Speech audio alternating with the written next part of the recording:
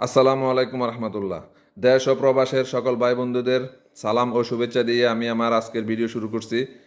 আজকের ভিডিও আমি কিছু কথা বলবো বাংলাদেশের মারাত্মক একটা আতঙ্কের নাম রাসেল ভাইপার।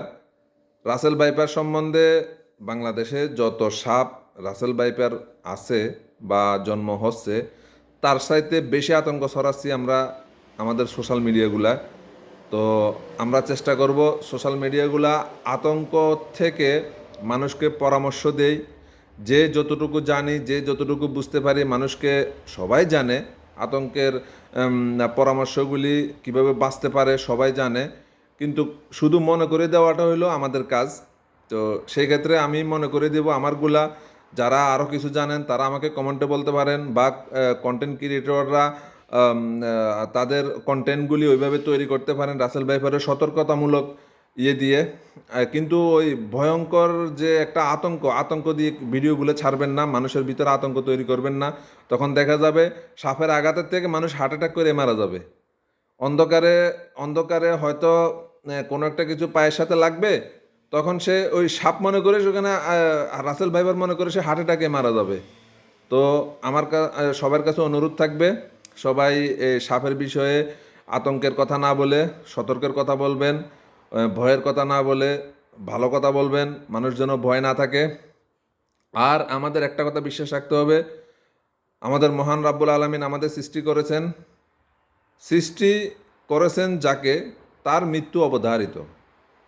কিন্তু আমাদের মা বাবা আমাদের যত বেশি ভালোবাসেন, তার সাথে বহু বহু গুণ বেশি ভালোবাসেন আমার আল্লাহ আমাকে বা আমাদেরকে। কারণ আমার আল্লাহ বা আমাদের সবাইকে সৃষ্টি করেছেন নিজে, কিন্তু আমাদের মা বাবা শুধু জন্ম দিয়েছেন বা লালন পালন করেছেন। আর আমার আল্লাহ আমার প্রত্যেকটা দিন শ্বাস প্রশ্বাস থেকে নিয়ে প্রত্যেকটা চলাফেরার দায়িত্বে আমার আল্লাহ নিজে গ্রহণ করছেন এবং কি আমাদেরকে রক্ষা করতেছেন।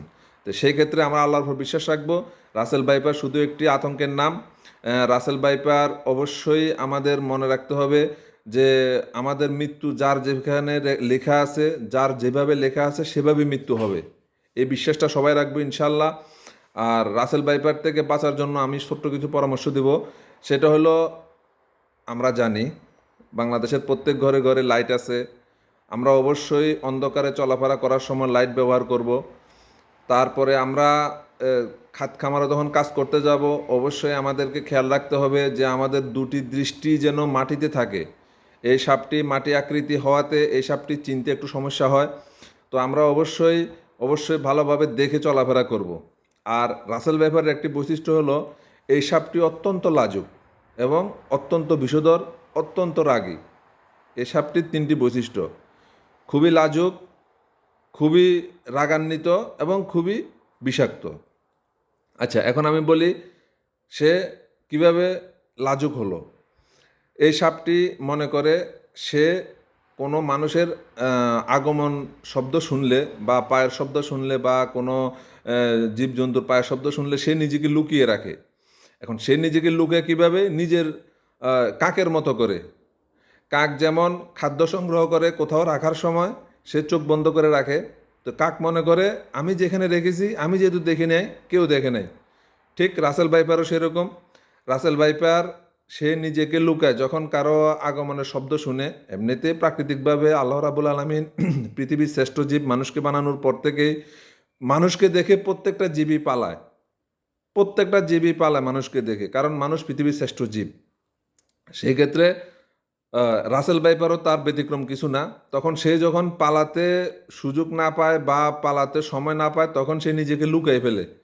সে নিজে একটা পাক তৈরি করে, ওই পাকের মাঝখানে নিজের মাথাটাকে লুকিয়ে দেয়।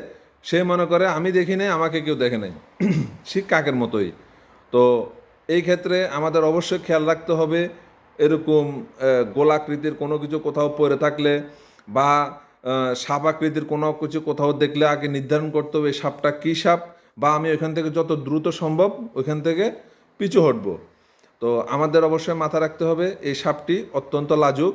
সে নিজেকে লুকায়, তবে ওই খুব নিকটে মাথাটা নিচের ভিতরে নিজের মধ্যখানে দিয়ে নিজেকে লুকায় ফেলে। তো এর মধ্যে যদি সে যদি আঘাতপ্রাপ্ত হয়, আবারও বলি, সে যদি আঘাতপ্রাপ্ত হয়, হয়তো আপনার ইচ্ছায় বা আপনার অনিচ্ছায়, তখন সে অত্যন্ত রাগী। অত্যন্ত রাগে, সে ছোবল দিতে সেকেন্ড দেরি করে না। তো সে এই ছোবলে সে এত পরিমাণ বিষ দেয় যে বিষটা মানে অত্যন্ত ডেঞ্জারাস। তবে বাংলাদেশে রাসেল ভাইপার নতুন নয়, আরও কয়েক বছর আগে থেকে রাসেল ভাইপার আছে। বাংলাদেশের রাসেল ভাইপার অ্যান্টিভেনাম তৈরি হয়েছে বা অ্যান্টিভেনাম সংগ্রহ করা আছে, প্রত্যেকটি সরকারি হাসপাতালে অ্যান্টিভেনাম আছে। আপনারা অবশ্যই রাসেল ভাইপার নিয়ে ভয় পাওয়ার কিছু নাই। যখন রাসেল ভাইপার যদি কাউকে, যে কোনো সাপ, শুধু রাসেল ভাইপার না, তবে সাপটি চেনার চেষ্টা করবেন। যে কোনো সাপ যখন মানুষকে কামড় দেবে, যেখানে কামড় দেবে তার একটু উপরে, যদি এখানে কামড় দেয় তার একটু উপরে, সেম যদি পায়ে কামড় দেয় তার একটু উপরে হালকা করে বেঁধে দিবেন যেন রক্ত চলাচল বন্ধ না হয়। তারপরে আপনারা খুব দ্রুত সম্ভব সরকারি হাসপাতালে চলে যাবেন। তবে সাপটির সম্ভব হলে ছবি উঠাবেন বা সাপটি চিনে রাখবেন, সাপটির কালারটা মনে রাখবেন অবশ্যই। সাপটির আকৃতি আপনারা বলতে হবে ডাক্তারকে, কারণ কোন আকৃতির সাপ, কী সাপ আপনাকে কামড় দিছে ডাক্তার যদি চিনতে পারে, ডাক্তার যদি বুঝতে পারে, তাহলে আপনাকে সঠিক অ্যান্টিবায়োটিক দিতে পারবে। দেখা যাবে আপনি একটি বিষাক্ত সাপ আপনাকে কামড় দিছে, কিন্তু আপনি আকৃতি বিবরণ দিয়েছেন একটি অবিষধর সাপের, যে সাপের বিষ থাকে না, তখন ডাক্তার আপনাকে ওইভাবে অ্যান্টিভেনাম দেবে, বিষধর সাপ যে বিষধর সাপ না। আর আপনি যদি মনে করেন আপনাকে একটি অবিষধর সাপ আক্রমণ করেছে বা কামড় দিছে, কিন্তু আপনি ডাক্তারকে গিয়ে বর্ণনা দিয়েছেন অ্যান্টিভেনাম বা বিষধর সাপের, তখন কিন্তু ডাক্তার আপনাকে অ্যান্টিভেনাম দিবে। আর অ্যান্টিভেনাম যদি কোনো শরীরে, যদি আপনার শরীরে যদি বিষ না থাকে আর যদি অ্যান্টিভেনাম দেওয়া হয়, তাহলে আপনার মৃত্যু নিশ্চিত। কারণ অ্যান্টিভেনাম একটা বিষ, বিষকে ধ্বংস করে। তো আপনার বিষ যদি না থাকে, আর এই বিষটা গিয়ে আপনার বিষ হয়ে যাবে। আর যদি বিষ থাকে, এই জন্য অবশ্যই যে কোনো কিছু কামড় দিলে, হোক সাপ বা হোক অন্য কিছু, এটা অবশ্য চিনার চেষ্টা করবেন, আকৃতি বোঝার চেষ্টা করবেন। সব কিছু বুঝে ডাক্তারকে যদি সঠিকভাবে বলতে পারেন, তাহলে ইনশাল্লাহ আপনার রক্ষা পাওয়ার 100% রক্ষা পাবেন। বাকি আল্লাহর ইচ্ছা। আল্লাহ ইচ্ছা করলে আপনাকে ছোট্ট একটা বিষয় দিয়ে মৃত্যুবরণ করতে পারেন, আবার আল্লাহ ইচ্ছা করলে আপনাকে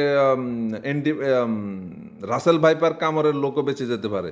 এটা ভাই ভয় পাওয়ার কিছু নেই।